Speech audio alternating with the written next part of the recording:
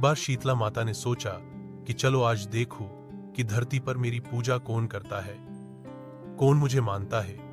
यही सोचकर शीतला माता धरती पर राजस्थान के डुंगरी गांव में आई और देखा कि इस गांव में मेरा मंदिर भी नहीं है, ना मेरी पूजा है। माता शीतला गांव की गलियों में घूम रही थी, तभी एक मकान के ऊपर से किसी ने चावल का उबला पानी मांड नीचे फेंका। वह उबलता पानी शीतला माता के ऊपर गिरा, जिससे शीतला माता के शरीर में छाले फफोले पड़ गए। शीतला माता के पूरे शरीर में जलन होने लगी। शीतला माता गांव में इधर उधर भाग भाग के चिल्लाने लगी, अरे मैं जल गई, मेरा शरीर तप रहा है, जल रहा है, कोई मेरी मदद करो। लेकिन उस गांव में किसी ने शीतला माता की मदद नहीं की। तभी अपने घर के बाहर एक कुम्हारण महिला बैठी थी। उस कुम्हारण ने देखा कि अरे यह बूढ़ी माई तो बहुत जल गई, इसके पूरे शरीर में तपन है, इसके पूरे शरीर में छाले फफोले पक गए हैं, यह तपन सहन नहीं कर पा रही है। तब उस कुम्हारण ने कहा है, माँ तू यहां आकार बैठ जा, मैं तेरे शरीर के ऊपर ठंडा पानी डालती हूँ। कुम्हारण ने उस बूढ़ी माई पर खूब ठंडा पानी डाला और बोली, हे माँ, मेरे घर में रात की बनी हुई रावड़ी रखी है, थोड़ा दही भी है।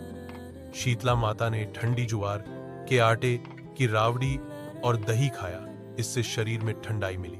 तब उस कुम्हारण ने कहा, आ माँ बैठ जा, तेरे सिर के बाल बिखरे हेला में तेरी छोटी गुथ देती हूँ। और कुम्हारण माई की छोटी गुथने हेतु कंगी कागसी बालों में करती रही। अचानक कुम्हारण की नजर उस बूढ़ी माई के सिर के पीछे पई तो कुम्हारण ने देखा कि एक आंख वालों के अंदर छुपी है। यह देखकर वह कुम्हारण डर के मारे घबराकर भागने लगी। तभी उस बूढ़ी माई ने कहा, रुक जा बेटी, तू डर मत, में कोई भूत प्रेत नहीं हूं, मैं शीतला देवी हूं।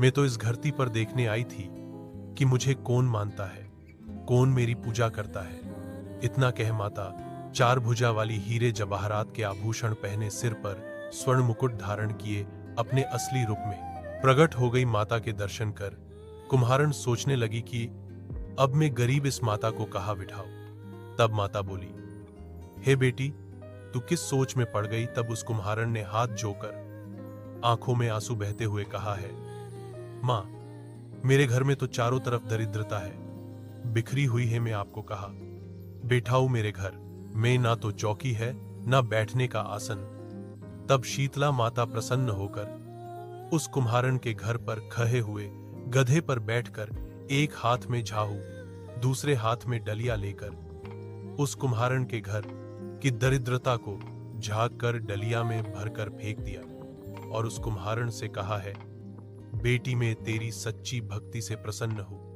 अब तुझे जो भी चाहिए मुझसे वरदान मांग ले।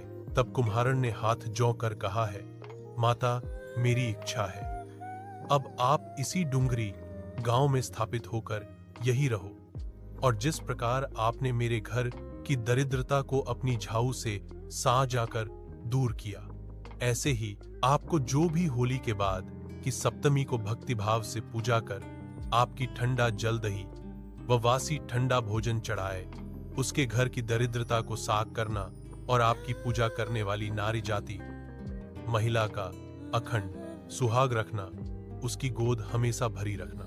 साथ ही जो पुरुष शीतला सप्तमी को नाई के यह बाल ना कटवाए, धोबी को कपचे धुलने ना दे और पुरुष भी आप पर ठंडा जल चढ़ाकर, नारियल फूल चढ़ाकर परिवार सहित ठंडा वासी भोजन करे, उसके काम धंधे व्यापार में कभी दरिद्रता ना आए।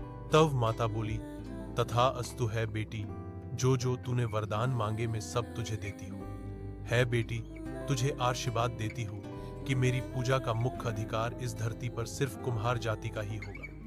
तभी उसी दिन से डुंगरी गांव में शीतला माता स्थापित हो गई और उस गांव का नाम हो गया शील की डुंगरी। शील की डुंगरी भारत का एकमात्र मुख्य मंदिर है।